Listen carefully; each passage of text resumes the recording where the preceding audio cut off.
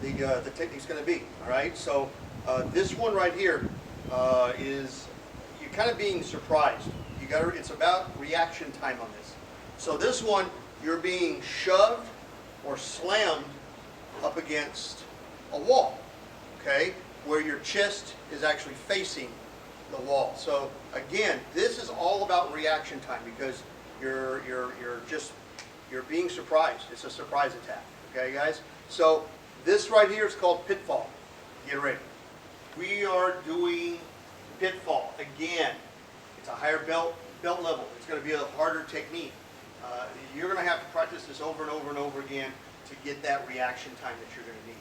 So what I'm going to do, so that you can understand, he's going to practice it solo while I walk you through the technique, what he's doing.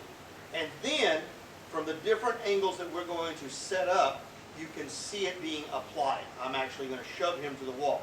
So, but practicing this solo for yourself, you're going to go ahead and put yourself against the wall, against the surface. Notice, this is the idea. This is the idea position. So if you're being shoved, hopefully your hands are coming up to brace yourself. So that's the idea position. It's not going to work all the time, but we're going to pretend that it's working this time.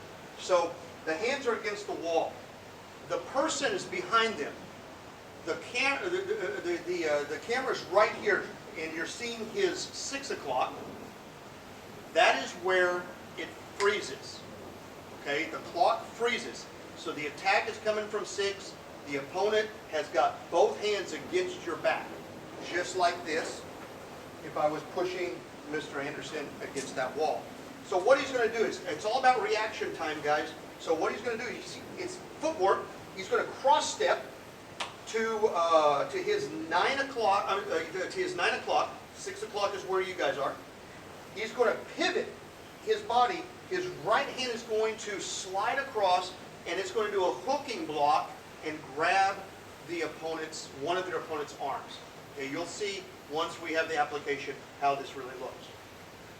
The opponent is going to be thrown off balance. He's going to be kind of twisted in a position. The left hand is going to continue the motion to do a hook punch to an open target, probably the side or back of the head. Okay? He's going to fall back against the opponent's chest and lift their body upward.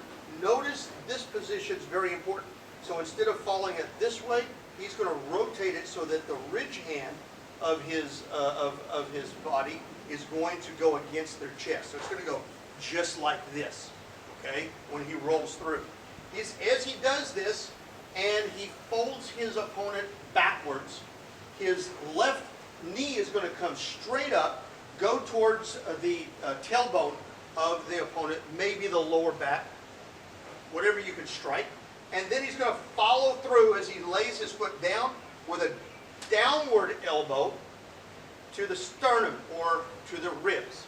And what I recommend, what he did kind of a downward inward elbow. I would recommend a straight downward elbow. You're going to have more power when you do that. Okay? I've seen people do it both ways, but I recommend a straight downward elbow. You're going to have more force and gravitational power when you strike. Okay, so this is how this looks from this angle, okay, from where you are right here. So I'm shoving him, catching him off guard. He's going to cross step, and this hand is going to attach it to my right wrist, just like this, okay. His left hand does a hook punch to my head and falls back across my chest, rolling his hand outward this way. He braces my chest. He's going to have a left knee and then a downward elbow to the chest, sternum area, and finishes me off. I'm going to be sunk to the earth. Okay? So that's from this angle. We're going to show you a different angle right now. Okay, so here's this angle right here. Again, I'm catching my partner off guard, my opponent, and I'm shoving him to the wall. Okay, bracing him. Why am I doing this? Well, maybe I'm holding him for my buddy. Maybe I'm just rushing him. I don't know what's going on, but this is what's happening. I'm throwing him into a wall. So he's going to cross step. Notice my hands are bracing his back. He's going to cross step and roll his body You see how he rolled his body? That's very important. And he's keeping his body close to mine. And that hook block is going all the way down the arm to my wrist.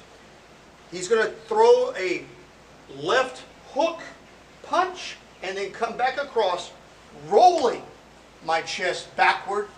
And then he's going to do a knee to the tailbone, hip area, and then down to the sternum. Okay? So one more time from this angle so you can see. All right? So I'm shoving him. Boom. He's going to roll. That's going to see what that does to my body. Just turns me off. Throws me out totally off guard. And then he's going to roll it. There he's good. Now, if you saw what Mr. Anderson just did, he threw that knee while he's turning me, and that's perfectly okay. You can break it down step by step, or you can simultaneously do that and just get that technique moving. Okay? Here's how this technique really works. Just like that. And hey, for you practicing as the partner, protect yourself. That downward elbow is going to come. Protect yourself, because you don't want to actually have that elbow hit your ribs or your sternum. It's going to hurt. So get your hand up for protection. Okay, right there, that is pitfall. Thank you so much for tuning in. If you like what you're seeing here on our Tong Il Lo YouTube station, do us a favor, subscribe to the channel, as well as it's very important that you like all the videos that you think is worth liking. Give us a thumbs up, because that's the only way that YouTube is going to know to send it out to others that have similar interests, not just for our channel by itself.